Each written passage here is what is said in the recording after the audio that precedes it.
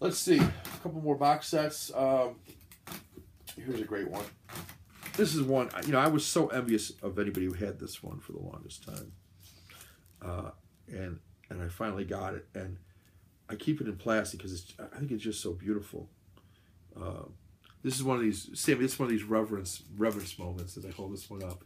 I love the cover of this. I don't even know why. It's so plain looking, but for some reason that attracts me.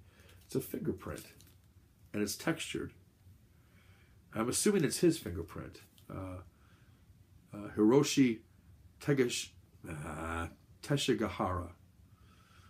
3 movies: Pitfall, Woman in the Dunes, and The Face of Another. I've watched The Face of Another off of here and read the booklet. So you've got, it's interesting how they do these. These are in kind of a, what do you call these? I don't know, like just a cardboard insert, but I like these. With a nice booklet, thick booklet, and then all the supplements are on a separate disc. But one of the most acclaimed Japanese directors of all time, Hiroshi Teshigahara, distinguished himself in the 60s with a series of sinuous, atmospheric, and daring films.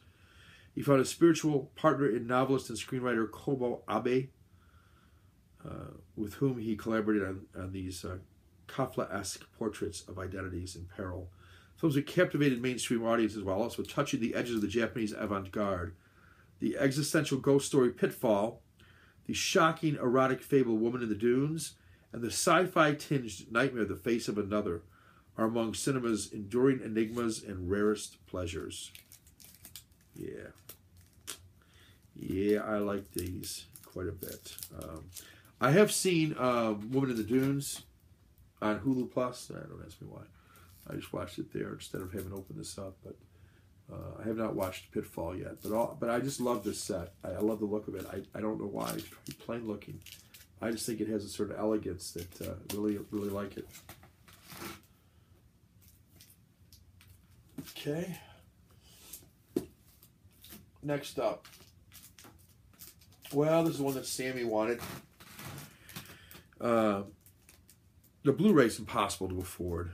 I've got the DVD version. I own the original DVD and sold it for like, it's also out of print, for like $30, and I bought this for like $40 or something. Quite a long time ago. Now it's been out of print for a while, and it's the best version. I don't have the Blu-ray, but that's going for I don't know how much, for some ridiculous, like $150 or something. That's not worth it. But it was worth $40. And then it's The Third Man by Carol Reed. Of course, Orson Welles is in this. It's an interesting movie and as famous for the soundtrack as anything else, I guess. Pulp novelist Holly Martins travels to shadowy post-war Vienna, only to find himself investigating the mysterious death of an old friend, black market opportunist Harry Lime. And thus begins this legendary tale of love, deception, and murder, thanks to brilliant performances by Joseph Cotten, Alida Valli, and Orson Welles. Anton Karas's evocative zither score, amazing.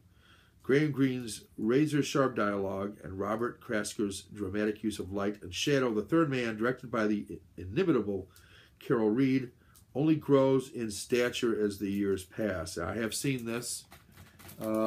It is a really good movie. It is, espionage, spying.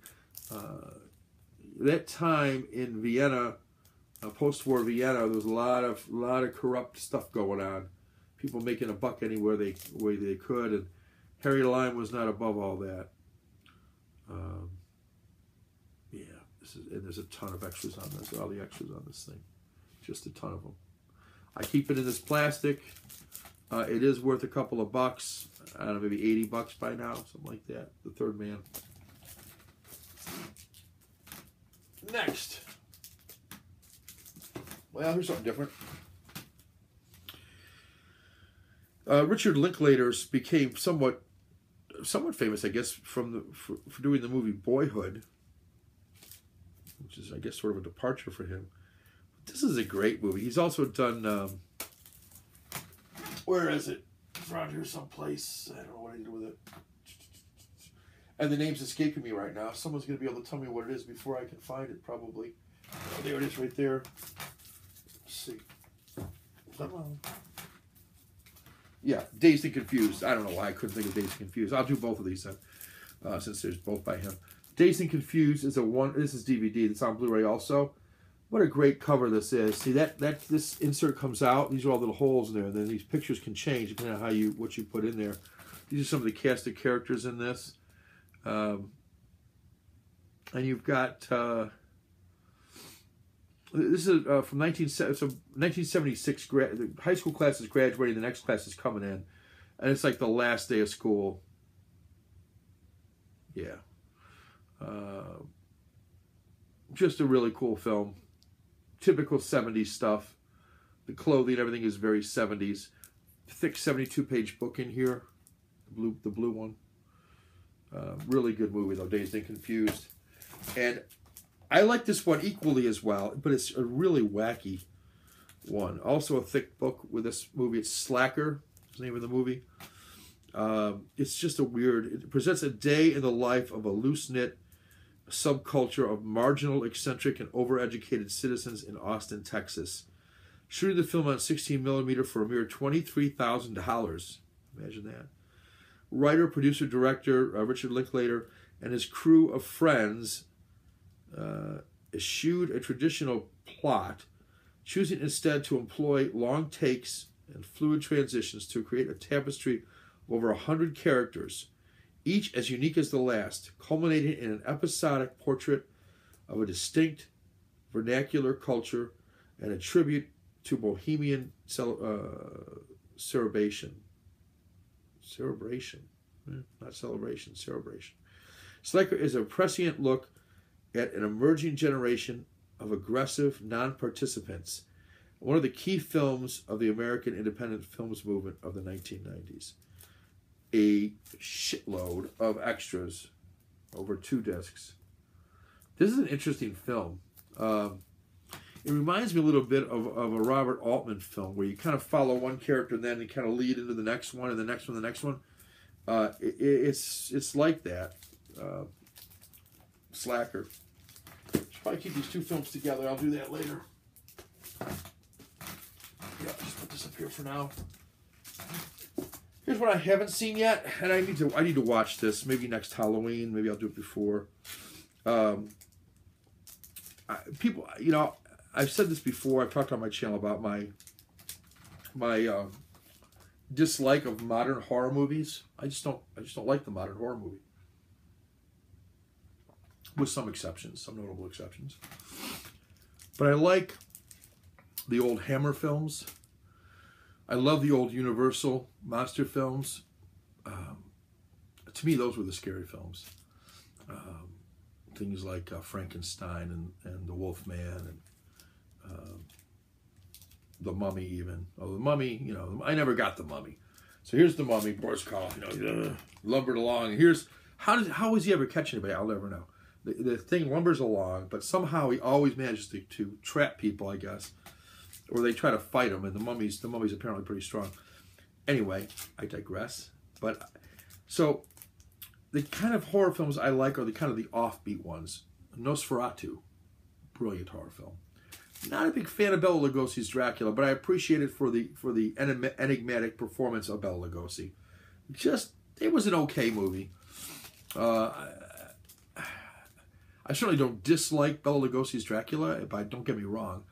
I liked it, but it's not as good as Frankenstein or The Bride of Frankenstein. I don't like it as much as The Wolfman, which is one of my favorites. I'm not even sure I like it as much as The Creature from the Black Lagoon. There's some elements of that as a teenage boy or as a young boy that I really liked. Anyway, onward with this one by Carl Theodor Dreyer from 1932. Only 73 minutes long, but boy, is it a thick situation here. 2 discs, Vampire, or Vampire, depending on how you want to. Sorry, I say it's Vampire, but someone might correct me. With Vampire, Danish filmmaker Carl Theodor Dreyer's brilliance of achieving mesmerizing atmosphere and austere, profoundly unsettling imagery was for once applied to the horror genre. He also made The Passion of Joan of Arc, which I also own, which is a great silent movie about Joan of Arc.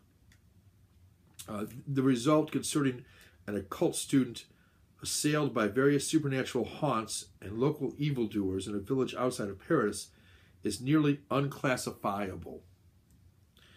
A host of stunning camera and editing tricks and densely layered sounds, creating a mood of dreamlike terror. With its rolling fogs, ominous scythes, and foreboding echoes, Vampire is one of cinema's great nightmares. I have not seen it, but I will watch it. Very thick. Very thick. You've got Writing Vampire as a book here. I love when Criterion does books with them. And then you've got the movie on 2 discs with a booklet inside of that as well.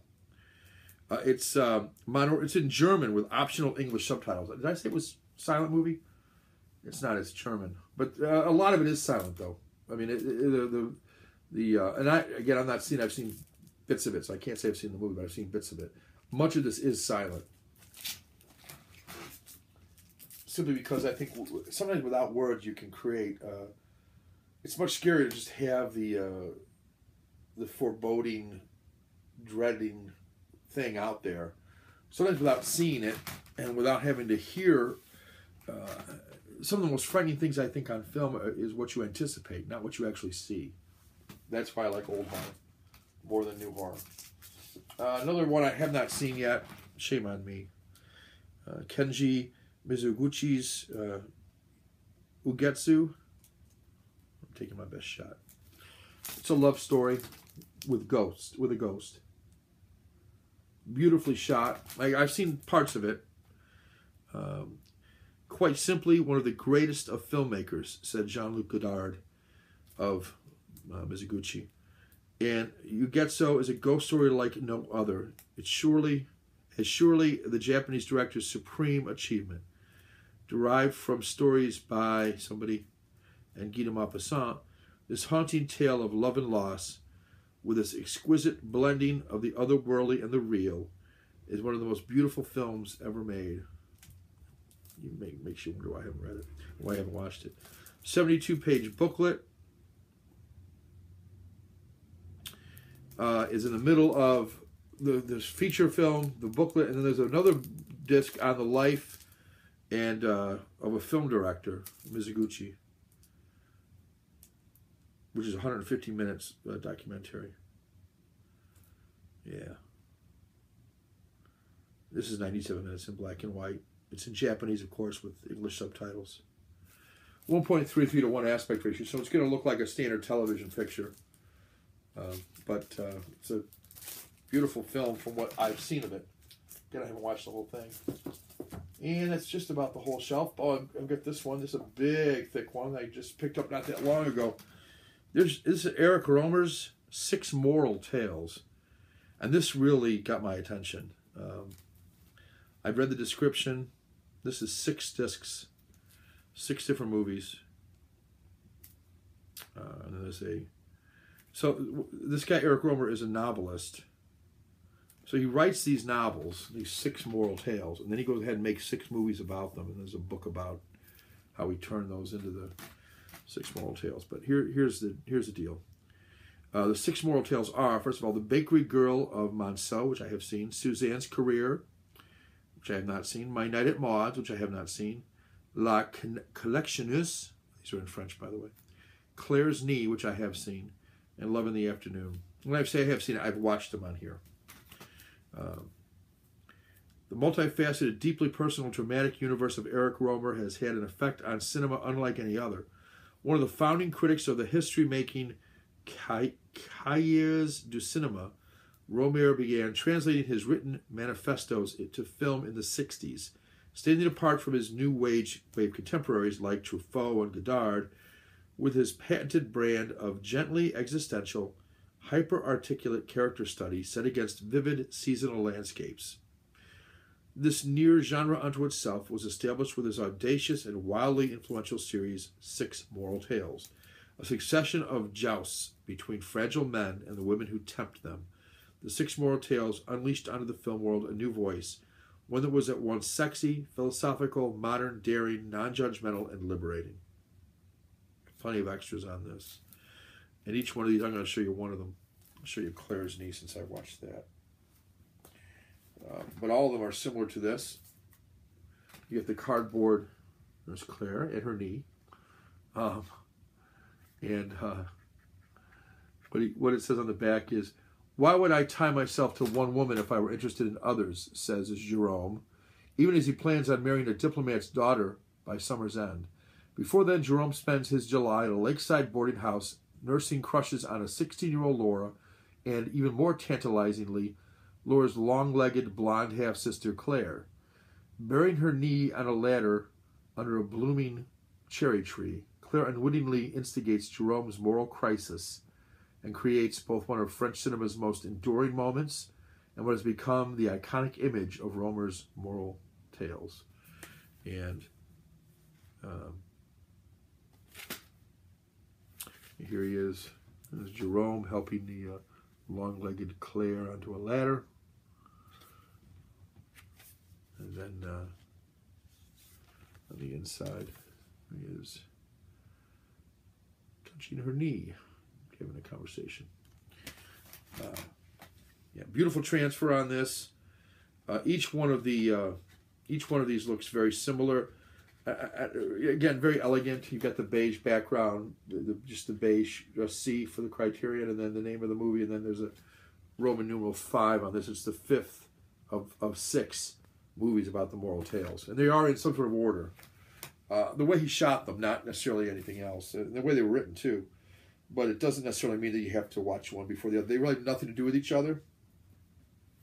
Some of them are about temptation, married man being tempted by another woman. Here's the spine, kind of provocative there, huh? Eric Rohmer's 6 Moral Tales. I would recommend that to anybody who likes that kind of cinema. I do. It interests me, and I found the movies that I've watched very, very interesting. What else? Last one on this shelf, and then I think that's probably long enough if it isn't already too long. Maybe I might cut this into 2 pieces, so I think I'm going to cut it into 2 pieces. And it's going to be about 50 minutes, so I'll cut it off at around 25 and then move on, I guess. Last one on this shelf, on the random one, Sanjuro and Yojimbo. These Toshiro Mifune, the brilliant Toshiro Mifune, stars in this as Yojimbo. I'm sorry, as Sanjuro. Yeah.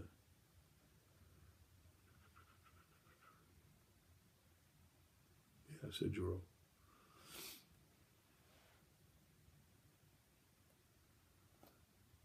I'm sorry, I'm getting tied up here. But anyway, thanks to perhaps the most indelible character in Akira Kurosawa's oeuvre, Yojimbo surpassed even Seven Samurai in popularity when it was released.